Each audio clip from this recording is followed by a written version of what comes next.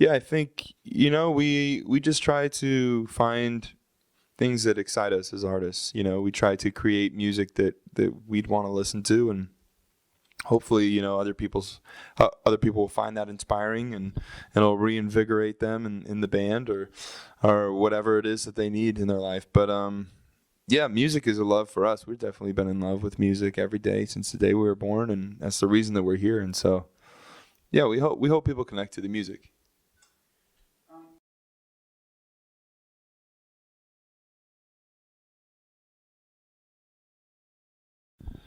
That's a great question. I think it's a little bit of both. I think Smoke and Mirrors was a really dark record, written at a pretty dark period in my life, and a transitionary period in all of our lives. And this record is much more colorful and was written after we got home and took some time off and really got to a healthy headspace. So there's a lot more color to this record, I think.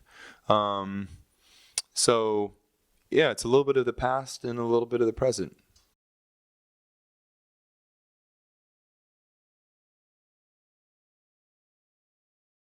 Yeah, that's a good way to put it. I think Smoke and Mirrors was a very introspective record, and it was a record of existential crisis. And this record's not. It's about being done looking outward and about being content with who you are as a human being and not having the answers, and that's okay. And there's a lot more color to that perspective.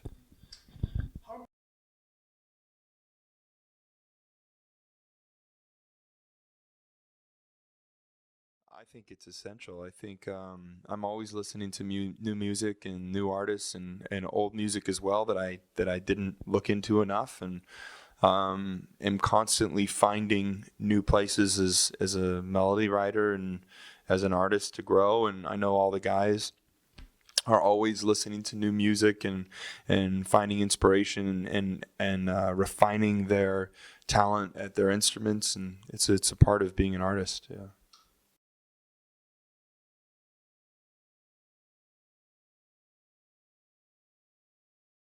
Yeah, we worked. This is the first time we've worked with other producers. We've always self-produced or worked with Alex the Kid, and that's all. And so this is the first time that we reached out to other producers. Worked with Matt and Robin and Joel Little, John Hill, to name a few, and as well as Alex the Kid, and that it really brought new perspective to the band. I think it reinvigorated us and helped us to stretch ourselves to new places, but to also find cohesion for the first time in a stronger way, I think. And yeah,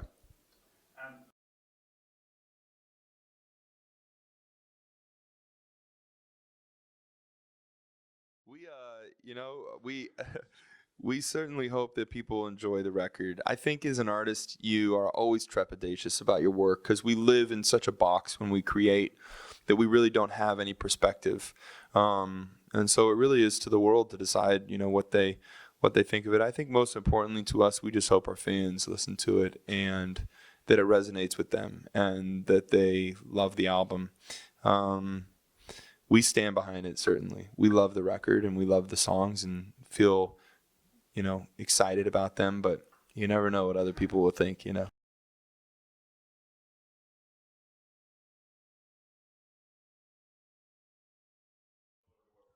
You can expect a lot more color. I think Night Visions and Smoke and Mirrors were very, visually and aesthetically, they were very dark.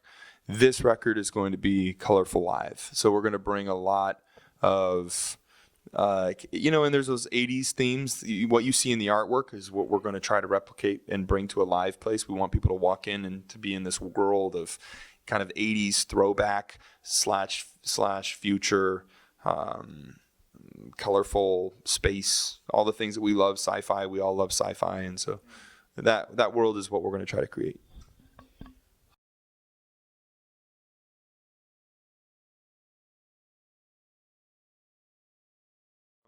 Thunder we worked on with Alex the Kid, and we just I think that song what it does for me is it really shows color in a new way that we've never explored. Thunder is about letting loose a little bit, and I mean the first line of it is I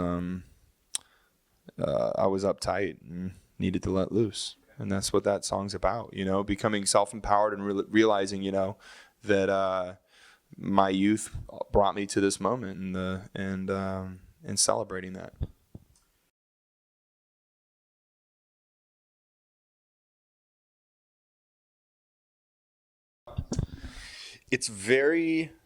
We are very blessed and lucky to have had all the experiences in our career that we've had. So it's really hard to pick just one high because we've had many, many highs. But if I had to pick, Lollapalooza Brazil was a moment that was a very important benchmark moment in our careers. At the very end, I think it was one of the last shows of the Night Vision run. And we, you know, to get out in front of a crowd that started with at least 70,000 people and ended with, I don't know how many because it went past further than I could see. All the people in the audience losing their minds, singing every lyric correctly. I mean, that was a real validating moment that, you know, the thing we've been working so hard on has connected with more people than we ever could have imagined. So that was a real high.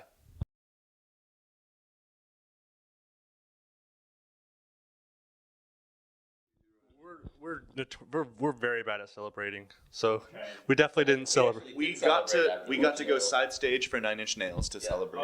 It's pretty sweet. Yeah, we probably had like a Gary Farrell was super cool. we probably had a good dinner. Yeah, he can get down. He can party. He's the real deal. Let me just tell you.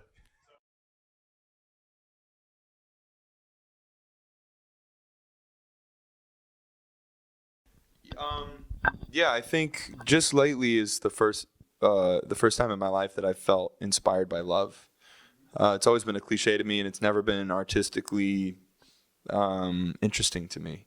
And so Imagine Dragons we've written very few love songs. Next to me is reflecting on how difficult I have been to the love of my life for many years, and still she's stuck by my side. And I think that's a beautiful concept. I think a lot of people, you know, relationships are about endurance, and it's about just sticking it out sometimes, you know.